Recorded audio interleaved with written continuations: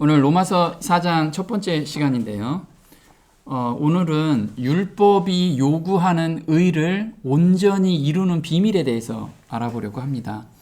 우리가 항상 삶을 살아갈 때 율법이 요구하는 게 되게 많아요.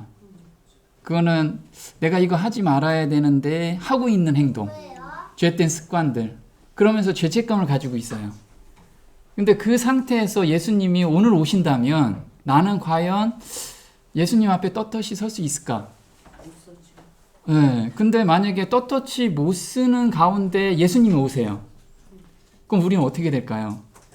그럼 예수님께서 십자가에 못 박히시면서 그렇게 불완전하게 우리를 만들어 주셨는가? 오늘 그 부분을 좀 공부하다 보면 예수님께서는 온전함을 저희한테 주셨구나. 이걸 알게 될 겁니다. 그래서 우리가 율법이 요구하는 내용들이 있는데 그 내용을 예수님께서 온전히 이루게 하시는 그 은혜를 우리 오늘 공부 가운데서 경험을 해봤으면 좋겠습니다. 저희가 순종의 결과로 의를 얻게 되는가? 이 질문에 대해서 한번 답변을 한번 해보겠습니다. 내가 하나님 되게 열심히 믿었습니다. 그러므로 천국에 가게 해주세요. 이렇게 하면 천국에 갈 수 있나요? 네, 우리가 만약에 그런 뭔가를 해서 천국에 갈 수 있다라고 하면 자랑할 것이 너무 많다라는 거예요. 자랑할 것이. 하나님 저 이거 했기 때문에 천국에 왔어요. 근데 하나님께서는 순종의 결과로 내가 하나님의 법에 순종했기 때문에 천국에 데려간다라고 한다면 하나님의 의는 너무 값이 굉장히 낮은 거예요. 그래서 오늘 로마서 4장 1절에 이렇게 나옵니다. 그런즉 육신으로 우리 조상된 아브라함이 무엇을 얻었다 하리요. 만일 아브라함이 행위로서 의롭다 하심을 얻었으면 자랑할 것이 있으려니와 하나님 앞에서는 없느니라. 성경이 무엇을 말하느뇨? 아브라함이 하나님을 믿음에 이것이 저에게 의로 여기신 바 되었느니라. 네, 지금 로마서 4장에서는 믿음으로 말미암는 의에 대한 내용을 예로 들은 게 누구냐면 아브라함이었어요. 근데 여기서 보면 아브라함은 행위로서 의롭다 하심을 얻었으면 자랑할 것이 있으려니와 이렇게 나오는데 아브라함이 행위를 하지 않았나요? 누구까지 줬냐면 자기의 가장 사랑하는 이삭까지 바치는 그 행위까지 갔어요. 그러면 여기서 말하는 아브라함이 행위로서 의롭다 하심을 얻었으면 그거는 아무것도 아니네? 이렇게 지금 이야기를 하고 있어요. 근데 그 전에 어떤 마음에서 했는지 그걸 오늘 좀 우리가 알아야 되겠다라는 거죠. 여기서 보면 얻었다라는 말은 원어로 휴리스코라고 하는데 찾다, 발견하다라는 뜻이에요. 그래서 다시 말하면 우리 조상된 아브라함이 무엇을 발견했다 하리요. 그래서 하나님의 의에 대한 것을 발견했어요. 아브라함이. 그러면 무엇을 발견했는지 오늘 그 부분에 대해서 로마서 4장은 이야기를 하고 있다는 거죠. 자, 행위로서라는 건 뭐냐면 만약 아브라함이 자기의 어떤 순종의 행위로 인한 보상으로 의롭다함을 받았다면 그는 정말 무엇인가 자랑할 것이 있었을 것이다. 그래서 우리가 어떤 순종의 결과로서 내가 의를 받았습니다 라고 지금 생각한다면 온전한 의를 지금 이해를 못하고 있다는 거예요. 그거 가지고 우리는 천국에 갈 수가 없다라는 거죠. 그럼 어떻게 천국에 갈 수 있느냐? 창세기 15장 5절에 아브라함의 믿음에 대해서 지금 이야기를 하고 있는 거예요. 보겠습니다. 하늘을 우러러 뭇 별을 셀 수 있나 보라. 또 그에게 이르시되 내 자손이 이와 같으리라. 아브라함이 여호와를 믿으니 여호와께서 이를 그의 의로 여기시고. 여기서 보면 지금 저 위에 노란 글씨를 한번 보세요. 하나님을 믿음에 밑에는 여호와를 믿으니. 그래서 지금 아브라함은 자기 행위를 가지고 하나님께 믿음을 내세우지 않고 누구를 믿었어요? 네, 하나님 자체를 믿고 있다라는 거예요. 그래서 여기시고라고 하는 것은 정하다라는 뜻인데 우리가 한번 질문을 한번 해볼 거예요. 순종의 대가로 약속을 주신 것인가? 하나님 자체를 믿는 믿음 때문에 약속을 받은 것인가? 어떤 걸까요? 네. 근데 우린 대부분 순종의 대가로 약속을 달라고 얘기해요. 저 이렇게 했으니 복을 좀 주세요. 이렇게 얘기하잖아요. 저 하나님께 순종할 테니까 복을 주세요. 하나님께 순종할 테니까 영생을 주세요. 이런 식으로 우리가 하나님과 딜을 하고 있다라는 거죠. 근데 아브라함은 하나님 자체를 믿는 믿음 때문에 약속을 받았어요. 하나님이 무엇을 주겠노라 라고 그걸 믿은 게 아니고 하나님 자체를 믿었다라는 거예요. 하나님 자체를. 자, 보면 누구를 믿을 것인가? 우리가 예전에 한번 교제를 했습니다. 하나님을 믿을 건가? 예수님을 믿을 건가? 우리 들어봤죠? 요한복음 3장 16절 이렇게 나옵니다. 하나님이 세상을 이처럼 사랑하사 독생자를 주셨으니 이는 저를 믿는 자마다 멸망치 않고 영생을 얻게 하려 하심이니라. 여기서 보면 하나님이 세상을 이처럼 사랑하사 누구를 주셨어요? 네, 독생자를 주셨어요. 그러면 독생자는 우리가 믿는 건가요? 받는 건가요? 네, 독생자는 주셨으니까 우린 받아야 된다는 거예요. 어떤 걸 받아야 되죠? 예수님께서 완성해 놓으신 마음, 의의를 이야기하죠. 그래서 너희 마음에 이 마음을 품으라 곧 그리스도 예수시니 예수의 마음을 품으라는 거예요. 그걸 받아야지만 우리는 의롭게 살 수 있다라는 거죠. 그래서 주신 분은 하나님이세요. 이게 믿음의 대상이라는 거죠. 하나님을 왜 믿을 수 있죠? 한번 말씀하신 거는 결코 변함이 없으시고 결코 취소하지 않는 하나님, 그 신실하신 하나님을 우리가 믿는 거라는 거예요. 그리고 선물은 독생자, 예수님이시라는 거죠. 받을 대상이에요. 그래서 요한복음 4장 10절에 이렇게 나옵니다. 하나님의 선물과 또 내게 물 좀 달라는 이가 누구인 줄 알았다면 내가 그에게 구하였을 것이요 그가 생수를 내게 주었으리라. 자, 여기서 보면 하나님의 선물이래요. 하나님의 선물이 누구죠? 예수님이시라는 거예요. 그래서 우리가 받을 대상은 예수님이시고 믿을 대상은 하나님이시라는 거죠. 그래서 저기서 독생자를 주셨으니 이는 저를 받는 자마다 멸망치 않고 영생을 얻는다. 그러니까 예수님을 받아야 된다는 거죠. 민수기 23장 19절에 하나님을 왜 믿어야 되는지 정확하게 제시를 하고 있습니다. 보겠습니다. 하나님은 인생이 아니시니 시건치 않으시고 인자가 아니시니 후회가 없으시도다.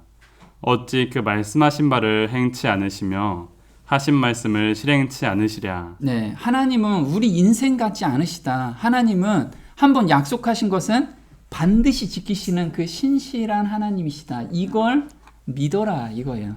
이 하나님을 경험하면 우리가 믿게 된다는 거죠.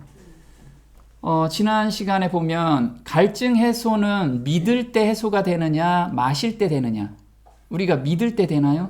마실 때 된다는 거죠. 그래서 이 물이라는 것이 독생자세요. 그래서 한번 보겠습니다. 물을 믿습니다 라고 마음에 다짐하고 매일 매달리면 갈증이 실제로 해소가 되는가? 우리의 신앙생활이 지금까지 실제가 안 되고 추상적인 이유는 바로 여기에 있다. 선물은 받음으로 충족이 되고 갈증은 마심으로 해결이 되는 것이다. 즉 예수님을 받음으로 영생을 얻게 된다. 선물은 받을 대상이지 믿을 대상이 아니다. 네, 그래서 우리가 예수님을 믿습니다 라고만 계속해서 신앙생활을 하다 보니까 실질적인 변화가 없는 거예요. 예수님의 마음을 저희한테 주세요. 제가 그 새 마음으로 이것을 이기겠습니다. 이 새 마음을 받을 때 그 마음이 나의 지금 고민과 그 다음에 죄의 유혹에서 이기게 해주신다는 거예요. 예수님 믿습니다. 추상적인 게 아니라는 거죠. 그래서 갈증은 마실 때 해결이 된다는 거예요. 예수님의 마음을 받을 때 우리가 죄의 용서의 경험, 남을 원망하는 마음이 없어진다는 거예요. 받을 때. 그래서 나를 믿는 자는 성경의 이름과 같이 그 배에서 생수의 강이 흘러나리라 하시니 이렇게 나왔어요.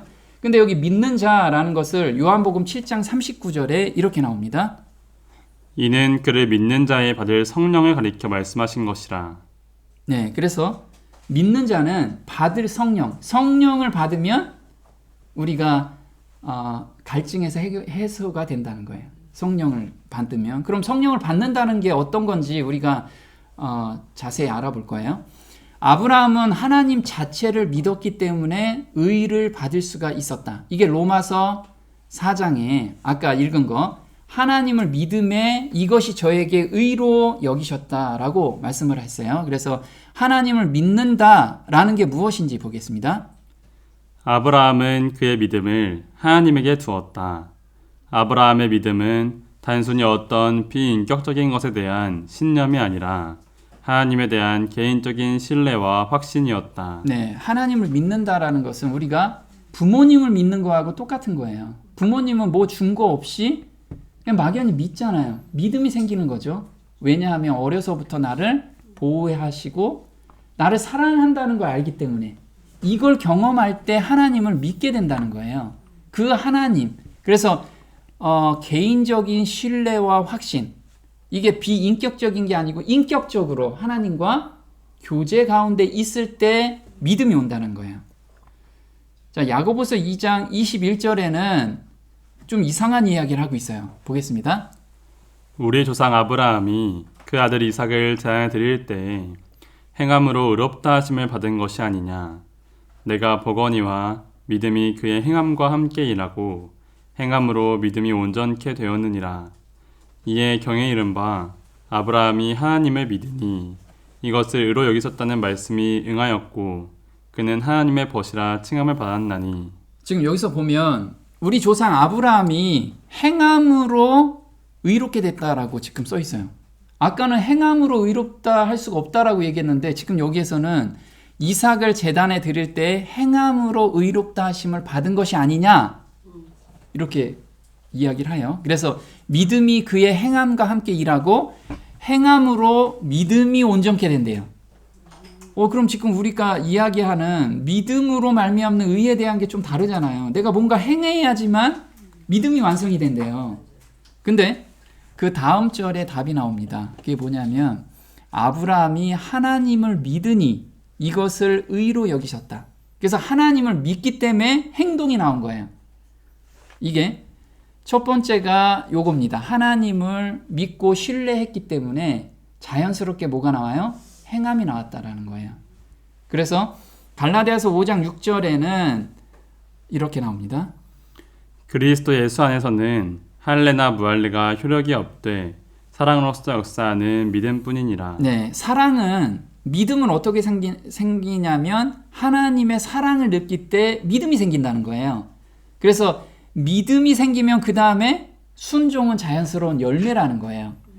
그래서 야고보서 2장 21절 이야기는 지금 두 번째라고 써있는 행함으로 의롭다 하심을 받은 것은 믿음의 열매가 나온 거라는 거죠. 믿음의 열매. 믿음은 사랑을 순종의 책임에서 벗어나게 하는 것이 아니요 오히려 믿음, 곧 믿음만이 우리로 하여금 순종할 수 있게 하는 그리스도의 은혜를 누리는 자가 되게 하는 것이다. 우리가 순종함으로 구원 얻을 수 있는 것은 아니니 대개 구원은 믿음으로 말미암아 얻는 하나님의 값없이 주시는 선물이다. 그러나 순종은 믿음의 열매이다. 이것이 참된 증거이다. 우리가 그리스도 안에 거하고 하나님의 사랑이 우리 안에 거하면 우리의 감정과 사상과 목적과 행동은 하나님의 거룩한 율법에 표현된 하나님의 뜻과 일치하게 될 것이다. 네, 제가 예전에 어떻게 믿었냐면 믿음만 있으면 천국에 갈 수 있지 않느냐. 나는 온전하게 됐다. 근데 율법에 순종을 하진 않아요. 그런데도 내가 한번 자녀로 태어났으니까 나는 영원히 자녀로 태어난 거야. 이런 생각을 한 거예요. 사실 자녀로 태어났다면 부모의 말에 순종하고 싶은 마음이 생긴다는 거예요. 근데 만약에 순종하는 마음이 안 생겼다면 자기의 신념으로 믿음이 생긴 거예요. 자기 신념 가운데 산다는 거죠. 그래서 보면 순종의 책임에서 벗어나게 하는 것이 아니요 이렇게 나와요. 그래서 우리가 하나님의 말씀을 내가 온전히 순종하고 싶은 마음이 생긴 것이 바로 믿음, 참 믿음이 온 거라는 거죠. 그래서 순종은 믿음의 열매이다. 이것이 참된 증거이다. 그래서 우리가 거듭났다라는 참된 증거는 하나님의 말씀에 온전히 순종하고 줄겨 순종하는 마음이 생겼을 때가 바로 내가 거듭났다라는 증거라는 거예요. 증거. 자, 우리가 믿음이라는 건 내가 하나님을 믿는 건가요? 아니면 믿음이 오는 건가요? 믿음이 온다라는 거예요. 왜냐하면 우리가 사람을 믿을 때 나 저 사람 믿을 거야 한다고 믿음이 오지 않아요. 그 사람을 깊이 알면 믿음이 절로 생긴다는 거예요. 그래서 하나님을 믿는다라는 것은 믿음이 온다라는 거예요. 하나님을 깊이 알고 하나님의 사랑을 우리가 느꼈을 때 믿음이 절로 생긴다는 거. 이게 갈라디아서 3장 23절입니다. 믿음이 오기 전에 우리가 율법 아래 매인바 되고 계시되 믿음의 때까지 갇혔느니라. 이같이 율법이 우리를 그리스도에게로 인도하는 몽학 선생이 되어 우리로 하여금 믿음으로 말미암아 의롭다함을 얻게 하려 함이니라. 믿음이 온 후로는 우리가 몽학 선생 아래 있지 아니하도다. 너희가 다 믿음으로 말미암아 그리스도 예수 안에서 하나님의 아들이 되었으니. 네, 여기서 보면 율법 아래 매인바 되었다라는 건 뭐냐면 율법이 너 이거 죄야 라고 계속해서 나의 양심에 호소를 한다는 거죠. 그런 것이 어디까지 오게 하려고 하냐면 믿음까지 오게 하기 위해서 율법이 우리를 계속해서 인도해 간다는 거예요. 그래서 보면 매인바 된다라는 뜻은 뭐냐면 점진적으로 조여오다. 그래서 우리가 죄책감을 가지고 있으면 막 조여오잖아요. 불안하고. 이것들이 바로 율법이 하는 역할이라는 거예요. 그래서 우리가 죄를 내가 지고 갑니다. 근데 이 죄를 누가 죄되게 하냐면 바로 율법이 죄를 깨닫게도 하고 그 다음에 심히 죄되게도 한다는 거예요. 보겠습니다. 율법으로는 죄를 깨달음이니라. 계명으로 말미암아 죄로 심히 죄되게 하려 함이니라. 네, 그래서 율법은 우리가 내가 죄인이구나 이걸 깊이 깨닫게 해주는 역할을 한다는 거죠. 그래서 우리가 십자가에 예수님을 만나게 됩니다. 그러면 죄를 내려놓게 돼요. 그럼 죄를 내려놓는데 어떻게 내려놓냐면 로마서 3장 24절에 이렇게 써 있습니다. 이 예수를 하나님이 그의 피로 인하여 믿음으로 말미암는 화목 제물로 세우셨으니 이는 하나님께서 길이 참으시는 중에 전에 지은 죄를 간과하심으로 자기의 의로우심을 나타내려 하심이니. 보면 그의 피로 예수님의 피로 믿음으로 말미암은 화목 제물로 세우셨대요. 화목 제물이라는 건 뭐냐면 하나님과 우리 사이에 막혀있던 죄를 예수님께서 온전히 도말했을 때 화목해 한다는 거예요. 이걸 믿음으로 우리가 받으면 죄가 내려지는 거예요. 근데 이걸 구체적으로 어떤 내용이냐 그건 좀 이따 볼게요. 자, 전에 지은 죄를 간과한다라는 건 뭐냐면 우리가 앞으로 지을 죄는 어떻게 한대요? 앞으로 지을 죄는 여기서 제가 예전에 어떤 생각을 가졌냐면 영원한 속죄를 받았다라고 해서 우리가 미래에 있는 죄까지 다 속죄받았다라고 이야기를 해요. 물론 십자가에선 그 미래의 죄까지 온전히 다 사함을 받았죠. 근데 우리가 개인적으로는 하나님의 마음을 받음으로 미래에 있는 죄를 더 이상 짓지 않게 되는 거예요. 율법의 요구를 우리가 온전히 이루게 된다는 거예요. 그걸 우리가 오늘 좀 보게 될 거예요. 구속의 경륜을 환상 가운데 미리 보고 믿었던 아브라함. 자, 하나님께서는 너 이거 믿어라 라고 말씀을 강요하지 않으시고요. 우리가 이성적으로 판단하고 믿음으로 그걸 받을 때까지 하나님께서 보여주세요. 우리도 마찬가지예요. 믿음을 억지로 믿게 하시는 하나님이 아니세요. 믿어지게 하는 하나님이시라는 거예요. 아브라함도 마찬가지로 그때 미리 예수님께서 십자가에 못 박히시는 장면까지 계시로 보여주셨어요. 아브라함한테. 그게 요한복음 8장 56절입니다. 너희 조상 아브라함은 나의 때 볼 것을 즐거워하다가 보고 기뻐하였느니라. 네, 아브라함은 예수님이 오시는 거 그리고 십자가에 못 박히시고 자기 죄를 온전히 사하시고 그 다음에 의를 완성하시는 것까지 다 봤어요. 그게 창세기 15장 1절에 이렇게 나와요. 이런 일이 있은 뒤 주께서 환상 중에 나타나 아브라함에게 말씀하셨다. 네, 창세기 15장은 믿음으로 말미암는 의에 대한 것을 아브라함한테 지금 이야기할 때 1절에 환상 중에 아브라함한테 말씀을 하고 계시는 거예요. 그래서 이 계시까지 다 보여주신 거예요. 우리도 억지로 하나님께서 믿어라라고 하지 않으세요. 성경을 통해서 명확하게 이해할 수 있는 데까지 우리를 인도해 가신다는 거예요. 보겠습니다. 아브라함은 환상 중에서 세계 역사의 파노라마를 보았다. 그때 메시아가 십자가에서 죽고 부활하심으로 온전한 의를 받을 수 있다는 것을 보았고 또한 메시아의 재림을 미리 보고 기뻐했다. 아브라함이 의로운 자로 여겨진 것은 자신의 불의 대신 그리스도의 속죄와 의를 감사함으로 신뢰하면서 받아들였기 때문이다. 이것은 모든 믿는 그리스도인들이 누리는 믿음으로 말미암는 칭의의 경험과 같다. 네, 그래서 아브라함이 지금 믿음으로 말미암는 칭의의 경험은 무엇을 경험했냐면 아브라함이 의로운 자로 여겨진 것은 자신의 불의 대신, 자신은 죄가 계속 있죠. 불의 대신 그리스도의 속죄와 의를 감사함으로 신뢰하면서 받아들였기 때문에 이것을 의로 받아들였다라는 거예요. 그래서 이것은 우리한테도 줬는데 아브라함은 앞으로 오실 예수님을 바라봤죠. 근데 우리는 오신 예수님을 바라보는 거예요. 오신 예수님. 그렇죠? 그래서 예수님을 바라보는 건 똑같다라는 거죠. 그럼 이 칭의라는 경험이 대체 무엇인지 오늘 우리가 정확히 알고 가야 돼요. 갈라디아서 3장 7절에 이렇게 나옵니다. 그런즉 믿음으로 말미암는 자들은 아브라함의 아들인 줄 알지어다. 또 하나님이 이방을 믿음으로 말미암아 의로 정하실 것을 성경이 미리 알고 먼저 아브라함에게 복음을 전하되 모든 이방이 너를 인하여 복을 받으리라 하였으니 그러므로 믿음으로 말미암은 자는 믿음이 있는 아브라함과 함께 복을 받느니라. 네, 구약에 있는 아브라함의 믿음과 우리 신약에 있는 우리 성도들의 믿음이 전혀 다르지 않다. 똑같다라고 지금 이야기하는 거예요. 근데 우리가 잘못 생각하는 것이 구약에는 율법을 지켜야지만 의로운 사람, 형식적으로. 근데 우리도 율법에 순종해야지만 의로운 사람이 되죠.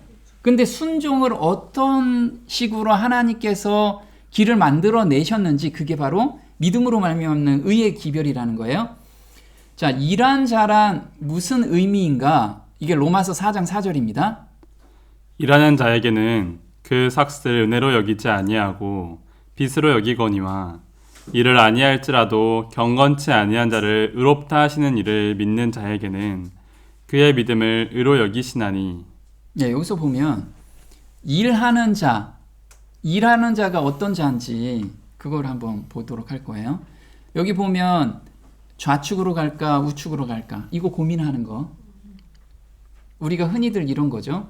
거룩한 삶은 선택력과 의지력에 달려있다. 그러나 선택력에 대한 오해 때문에 자신의 공덕을 쌓느냐 하나님께 영광을 돌리느냐에 달려있다라는 거예요. 자, 이게 어떤 의미냐면 내가 이 율법을 지켜야겠다라고 생각할 때 이게 죄라는 걸 느끼죠. 뭔가 죄 가운데 내가 빠져 있는 것 같아요. 그러면 이거 죄를 선택하고 안 하고 죄에 대해서 나 이거 안 할 거야. 나 이거 할 거야. 이거 안 할 거야. 이렇게 선택하는 것이 바로 일하는 자라는 거예요. 그래서 우리가 보면 죄를 짓고 안 짓고를 선택하는 거 이게 일하는 자라는 거예요. 보겠습니다. 내가 선택을 하면 능력이 임하셔서 죄를 안 짓는 삶을 살게 하신다. 그래서 자기의 선택력이 1%가 들어가고 99% 하나님의 능력이 나한테 임하셔서 내가 죄를 안 짓는 거. 그러면 내가 매번 죄를 선택해야 되는 거예요. 죄를 안 져야지 이렇게. 근데 그게 일리가 있지 않나요? 일리가 있다고 생각을 해요. 그렇죠? 근데 이렇게 우리가 죄를 짓고 안 짓고에 대한 것을 선택할 수 있는 그 능력이 있다고 하면 자랑할 게 있죠. 하나님 저 이거 죄 안 지으려고 이렇게 선택했잖아요. 근데 사실 우리한테 준 거는 이거라는 거예요. 하나님을 선택한다는 거예요. 아까 아브라함이 하나님을 선택했다라고 했어요. 그죠? 하나님을 선택하는 것이 우리한테 주어진 것이라는 거예요. 보겠습니다. 나는 아무것도 할 수 없으니 하나님께 전적으로 의지하여 마음을 변화시켜달라고 간절히 매달리는 삶. 네, 이게 100% 하나님만 의지하는 삶이라는 거예요. 내가 자랑할 것이 하나도 없죠. 그래서 죄의 유혹이 들어왔을 때 하나님께 피하는 거. 하나님, 저 이 죄를 이길 수가 없으니 저한테 새 마음으로 변화시켜 주세요. 이걸 매달리는 그 삶이 일하지 않는 자라는 거예요. 일하는 자는 내가 선택하고 안 하고 이거라는 거죠. 자, 보겠습니다. 선하고 거룩하게 되고자 하는 바람은 옳은 일이다. 그러나 거기에 그쳐서는 안 된다. 그런 욕망은 우리에게 아무런 도움을 주지 못한다. 많은 사람이 그리스도인이 되고자 바라고 소망하지만 잃어버린 바 될 것이다. 그들은 의지력을 하나님께 온전히 드리는 그 지점까지 이르지 않는다. 결국 그들은 그리스도인이 되고자 선택하지 않는다. 전적인 변화는 선택할 수 있는 능력을 올바로 사용함으로써 우리 생애에 이르러 온다. 우리가 우리 자신을 하나님 편에 둘 때 하나님께서 우리를 붙들어 주시는 그분의 위대한 능력을 주신다. 매일 우리 자신을 하나님께 바침으로써 우리는 새 생애, 곧 믿음의 생애를 살 수 있게 된다. 여기서 보면요. 선하고 거룩하게 되고자 하는 바램, 이거는 누구나 가지고 있어요. 죄 짓고 싶어서 매일같이 아침에 눈 떠서 나 죄 져야지 이런 사람 없잖아요.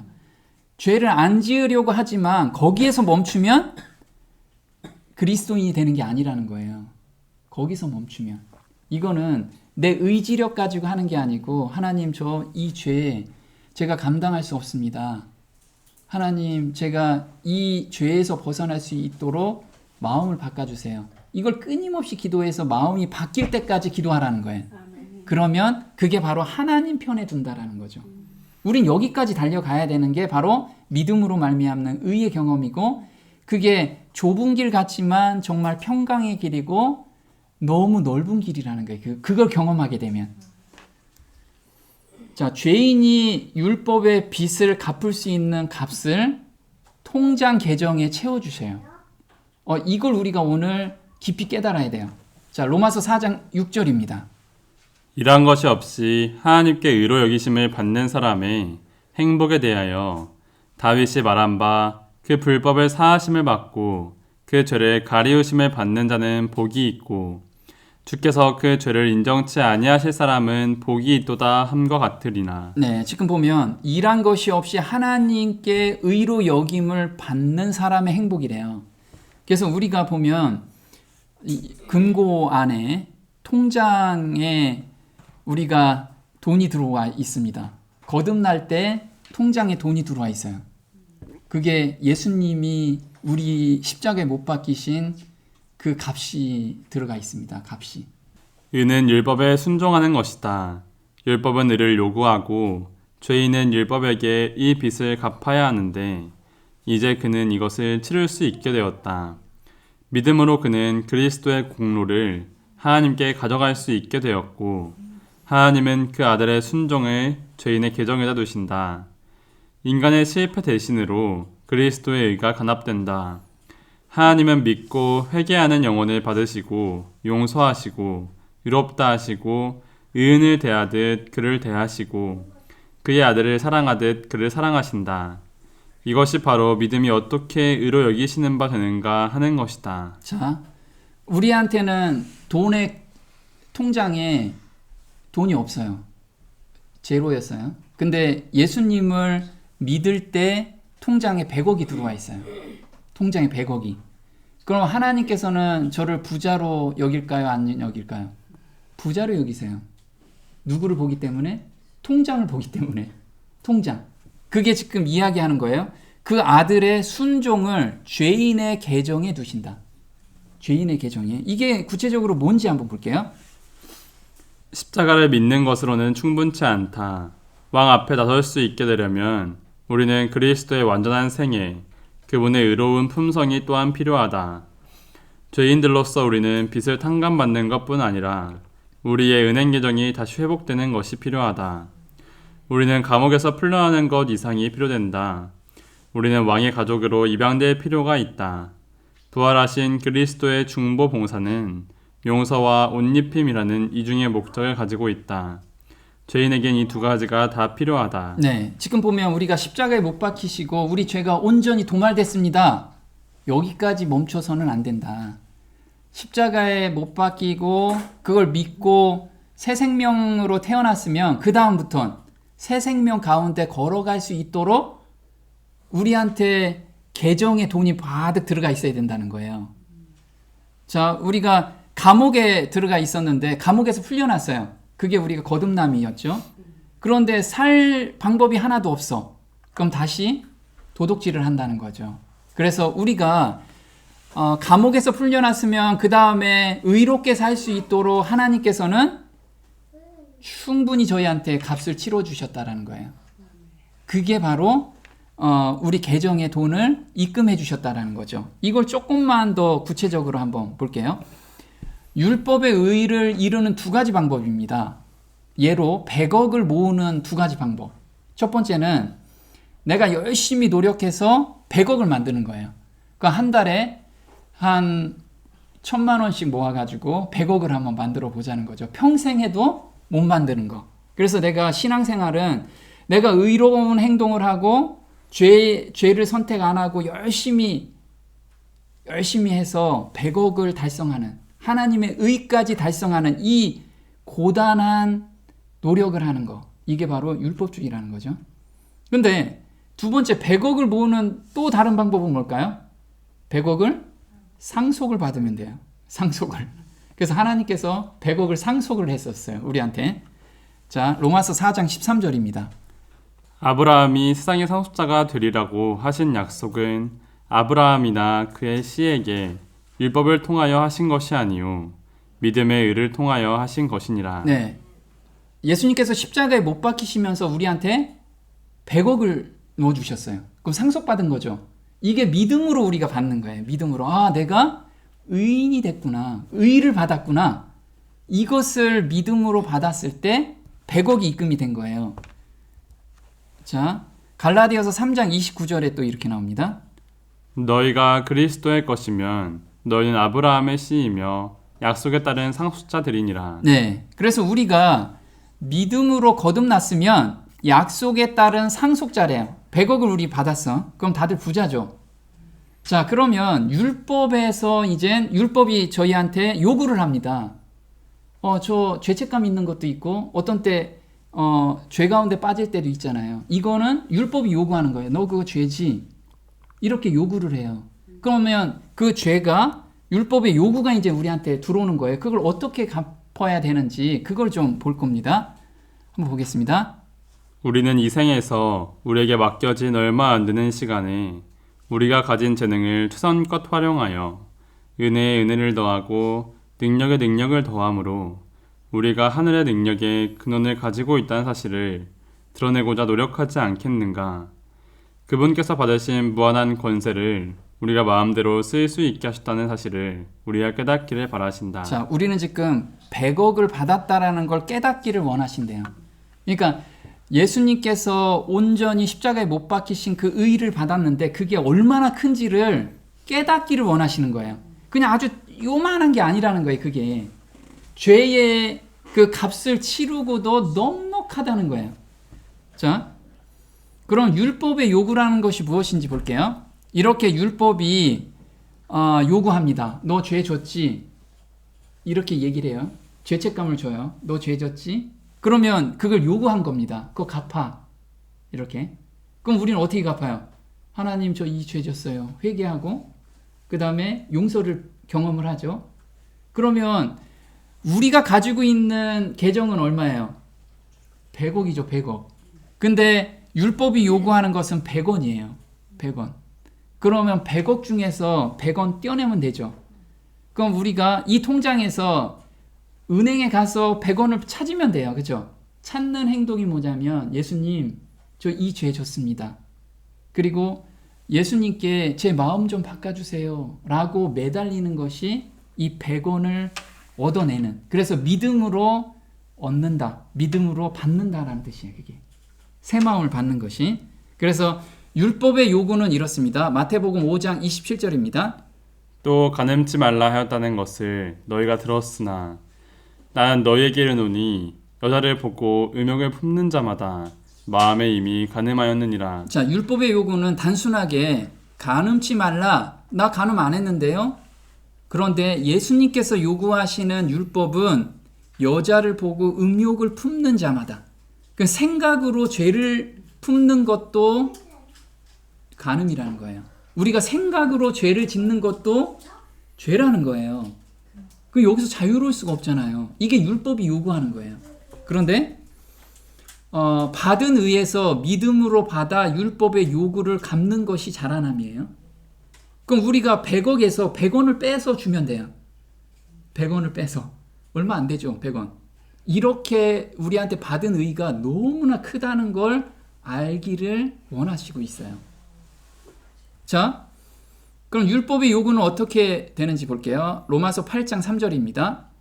이 율법이 육신으로 말미암아 연약하여 할 수 없는 그것을 하나님은 하시나니 곧 죄를 인하여 자기 아들을 죄에 있는 육신의 모양으로 보내어 육신의 죄를 정하사 육신을 쫓지 않고 그 영을 쫓아 행하는 우리에게 율법의 요구를 이루어지게 하려 하심이니라. 네, 여기서 보면 생각으로라도 죄를 짓는 게 죄라고 얘기하는데 율법이 육신으로 말미암아 연약하여 할 수 없대요. 우리 그건 할 수 없잖아. 생각이 들어와서 생각을 잡는 거. 그런데 그 영을 쫓아 행하는 거. 영을 쫓다는 건 뭐냐면 내가 성령 하나님께 예수님의 마음을 받는 그 행동. 계속해서 요구하라는 거예요. 그걸. 왜? 우리 통장은 넉넉하기 때문에 계속 요구하라는 거예요. 그럼 계속해서 주신다는 거죠. 자, 근데 놀랍게도 우리가 100원을 요구해서 100원을 주잖아요. 그건 200원이 이자로 들어와요. 그래서 우리 통장은 자꾸만 쌓여 계속. 이건 정말 놀랍죠. 자, 그럼 이자는 무엇인가 볼게요. 누가복음 19장 23절이에요. 그렇다면 너는 어찌하여 내 돈을 은행에 맡기지 아니하였느냐? 그랬더라면 내가 와서 이자와 함께 원금을 청구하였으리라고 하더라. 네, 지금 예수님께서 원금은 100억이 있는데 너가 계속해서 율법의 요구를 계속해서 갚기만 하면 이자가 계속 늘어나는데 왜 이걸 안 했느냐? 지금 이걸 이야기를 하고 있는 거예요. 마지막 때 이게 심판이라는 거예요. 한번 보겠습니다. 하나님께서는 씨앗 속에 생명력을 넣으시고 햇빛과 비를 주셔서 그것으로 자라게 하신다. 사람은 씨를 뿌리고 가꾸고 추수하여 그것을 곱게 빻아 만든 가루를 그대로 드리거나 혹은 솥에 구워낸 과자로 하나님께 드린다. 이것은 하나님의 원래 선물에다 인간의 수고를 더한 것이다. 이것은 하나님 그분의 것을 이자와 함께 돌려드리는 것이다. 이것은 인간이 가진 달란트를 개발하여 이루어내는 필생의 사업을 상징한다. 하나님께서는 모든 달란트가 개발되고 정제되고 고결하게 되기를 기대하신다. 네, 여기서 보면 이게 소재에 대한 내용이에요. 소재에 대한 거. 보면 곱게 빻아 만든 가루라고 합니다. 이게 뭘까요? 우리의 자아를 십자가에 못 박는 행동이 바로 이자를 받는 행동이에요. 그래서 이 행동을 매일같이 했을 때 예수님이 오실 때 우리가 원금과 이자를 함께 받으신다는 거죠. 자, 마태복음 16장 24절입니다. 이에 예수께서 제 아들에게 이르시되 아무든지 나를 따라오려거든 자기를 부인하고 자기 십자가를 지고 나를 쫓을 것이니라. 네, 그래서 이 곱게 빻는다는 것은 자기를 부인하고 십자가를 짓는다라는 거죠. 무엇인지 보겠습니다. 구주께서는 마지못해 하는 봉사는 받지 않으실 것이다. 날마다 하나님을 위하여 일하는 자는 반드시 자아 포기가 무엇을 의미하는지 배워야 한다. 그는 하나님의 말씀을 연구하여 그 의미를 배우고 그 교훈을 순종해야 한다. 이렇게 함으로써 그는 탁월한 그리스도인의 표준에 도달할 수가 있다. 날마다 하나님께서는 그와 함께 역사하신다. 그리하여 복음이 타락된 인간을 위하여 얼마나 큰 일을 할 수 있는가를 보여준다. 네, 하나님의 표준에 도달하게 하는 것은 하나님이시죠. 그래서 우리가 하나님의 임재를 매일같이 경험할 때 이게 가능하다는 거예요. 경험할 때 우리가 거룩하게 사는 것은 내가 거룩하게 살아야지 한다고 거룩하게 사는 게 아니고 하나님의 임재를 경험할 때 거룩하다라는 거죠. 하나님은 거룩하신 분이기 때문에. 그래서 오늘 내용을 보면 이런 거라는 거예요. 우리는 하나님 보실 때 우리가 부자인가요? 우리한테 상속을 주셨어요. 얼마를 주셨어요? 100억을 주셨습니다. 그리고 율법의 요구는 100원이에요. 그러면 하나님께서 우리한테 볼 때는 매일 우리는 부자로 보시겠죠. 그래서 하나님은 우리가 지금 하나님과 임재 가운데 연결한 상태에 오늘을 살고 있으면 하나님께서는 우리를 항상 온전하게 보신다는 거예요. 누구를 보기 때문에? 그리스도의 의로 우리를 입혀주신 것을 보고 있기 때문에 그래요. 그래서 우리가 내가 지금 죄 가운데 지금 넘어져 있다고 할지라도 하나님께서는 그 죄를 내가 갚으면 되잖아요. 갚은데 그 갚는 것이 예수님의 의 중에 아주 일부라는 거예요. 이걸 생각한다면 우리가 불안한 가운데 살 이유가 없다라는 거예요. 그래서 우리가 받은 의가 얼마나 값지고 얼마나 큰 건지를 매일 생각하면서 사는 그런 성도가 됐으면 좋겠습니다. 오늘 여기까지 하겠습니다.